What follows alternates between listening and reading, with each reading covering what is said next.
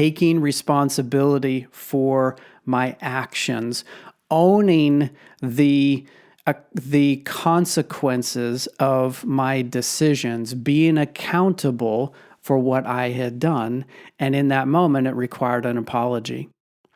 But it wasn't until years and years later in the initiation ceremonies for both of my sons that I understood responsibility in an even different way, in a bigger and more expansive way. Hey guys, today we're talking responsibility, and there's a lot more to come, so let's go. This is the show dedicated to raising up the next generation of men of faith and character. My name is Mark Stanifer. Welcome to The Next Man Up. Part of the NRT Podcast Network.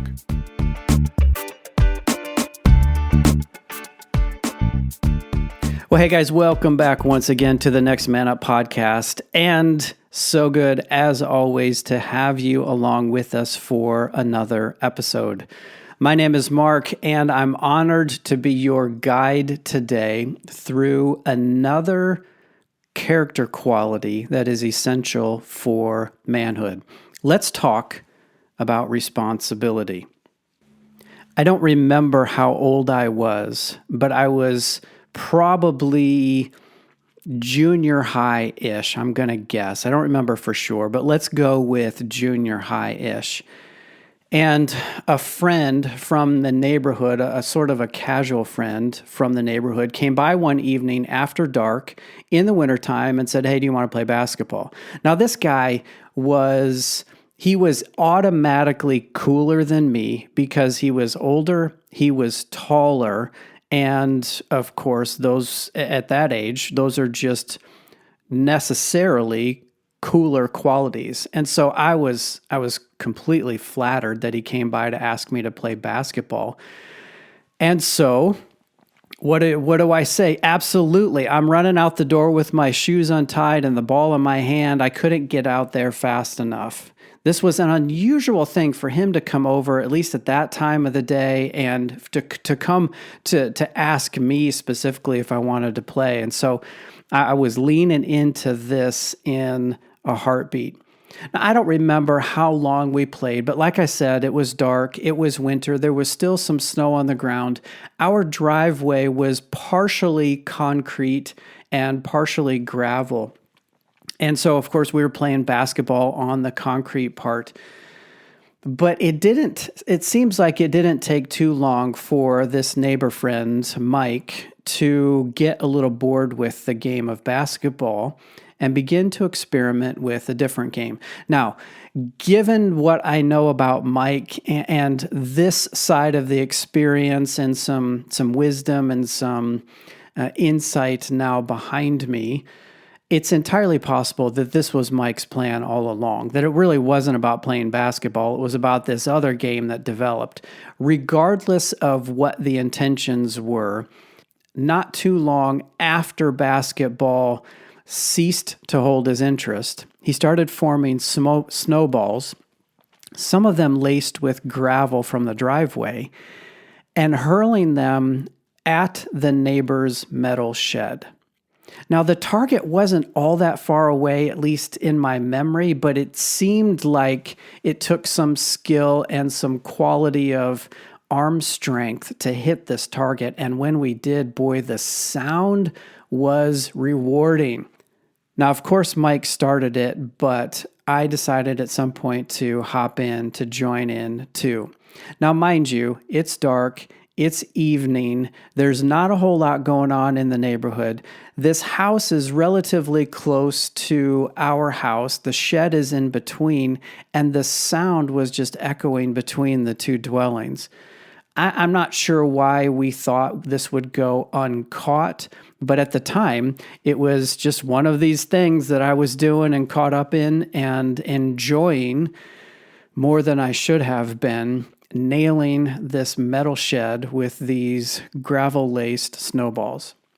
Inevitably, we got caught. Little did we know that grumpy old man neighbor was staring out his garage window, surveying everything that was going on. And so it didn't take too long for the phone call to come to my parents for the deed to be found out. And then, as any good father would, he marched me across the yard, up the sidewalk to the doorstep of the neighbor's house for my apology.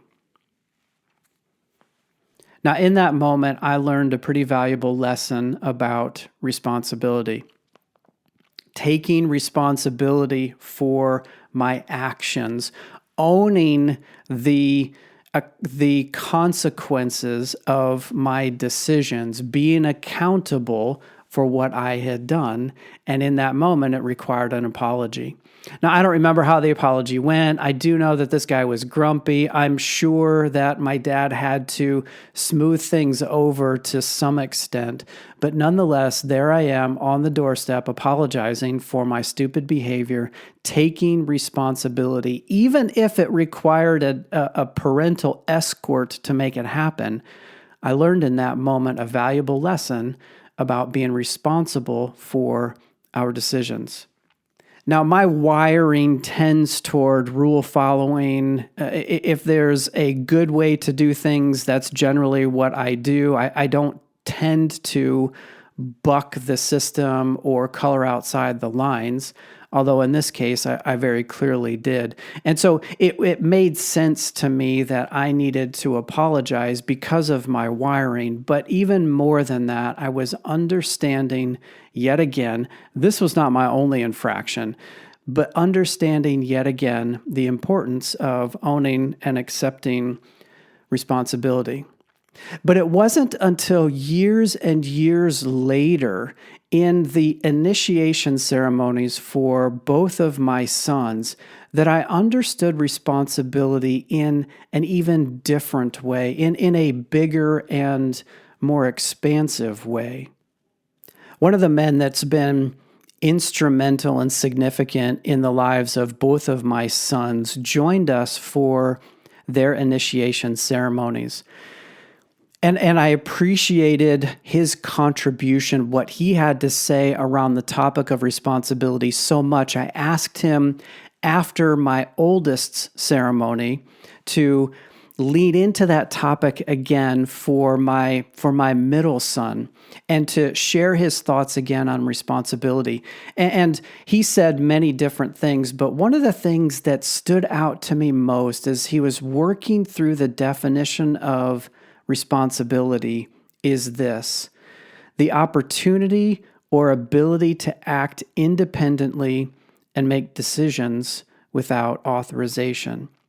Now, as someone, once again, who is that rule follower, wired to do what you're told, what I heard in that aspect of the definition is something that I hadn't really ever thought through before. And that is the ownership that I have to make my own decisions, to act independently, to exercise my own agency, even without authorization. Now, for some of you that are wired more naturally to do that, this is one of those moments probably where you're like, oh yeah, I do that intuitively. It's innate in me. But for me, it wasn't. And it really stood out the way he presented this definition and leaned into what it means to act independent, to act with our own agency, to make decisions without necessarily being told what to do or seeking permission, but also in the broader context of, as the definition also says, having a duty to deal with something or having control over the situation, the state or fact of being accountable or to blame for something, similar to what I experienced in my own story. The definition includes lots of different components, but I was impressed by my friend's thoughts, specifically around acting independently and making decisions without authorization. You know, this responsibility, I believe, was part of the original design. When you go back and read the Bible version of the creation account, what you find is that God the Father gave the first man, gave Adam in the story, the responsibility to do certain things in the garden. He was given responsibility to name all of the animals. It was his opportunity to act independently and to make a decision without necessarily God's approval in that moment per se. What shall we call that animal? And Adam, what do you want to call that animal? There was also responsibility given to him to care for the garden, to nurture the space, to work the space in a way that is beneficial and life-giving and healthy. And then, of course, after the fall, after choosing to seek the knowledge of good and evil on their own and in their own way, there was yet more responsibility given to the man in that moment to work the ground, to spread out and to rule and be responsible for the dominion of the earth. So I believe you can go all the way back to the beginning and find in the creation account the quality of being responsible or taking responsibility given to men, given to that very first man. Now, I should also say that responsibility is more than just blind obedience. It's not just following the rules per se, which perhaps given my wiring is why this aspect of the definition, acting independently and without authorization, spoke to me so significantly. But being responsible, demonstrating responsibility is more than just blind obedience. It's doing what is ours to do. Each day, every day, it's owning our assignment, our role. It's being responsible for the things that we are to do and to those for whom we are doing it. It's showing up when we said we would. It's standing for truth when truth would otherwise be trampled. It's accepting what we can't control and focusing on what we can. As a dad, it's fully engaging in the awesome and incredible honor of being a father. As a husband, it's loving your wife the way you promised you would in your vows. As the definition says, it is embracing duty, it is being accountable, it is acting on your own agency, and it is behaving with a moral obligation. This is responsibility. And I believe this is part of being a man. So as you process my thoughts on responsibility, I wonder what is coming up for you. What are the ideas? What are the situations? What are the scenarios that you are thinking about as you think about responsibility? Or let me ask it this way. Where do you need to step into more responsibility in your life? Not just doing more or taking on more, such as in a professional capacity, but where do you need to demonstrate more responsibility for the things that are yours to do as a man, as a husband, as an employee, as an entrepreneur, as a business owner, as a dad, as a father? Where do you need to step into more responsibility? And how can you call up in your boy or bestow upon him more responsibility in his own life? How can you help him embrace this idea of responsibility and step into owning more of that in his life, whether he's 6 or 12 or 18, or maybe grown and gone? How can you encourage him to own more responsibility in his own life?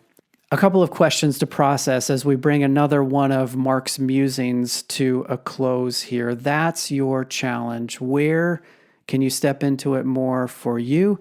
And how can you encourage, call up, bestow on your son a little bit more in his own life? Once again, if you've got any stories around this topic or perhaps even a previous topic, we would love to hear from you. You can email us at feedback@thenextmanup.com.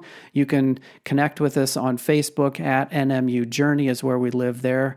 Like I said, we'd love to hear from you and interact with you in this way. Okay, thanks guys for being with us for another episode. As usual, we will be back next week, same time, same channel. Until then, adios.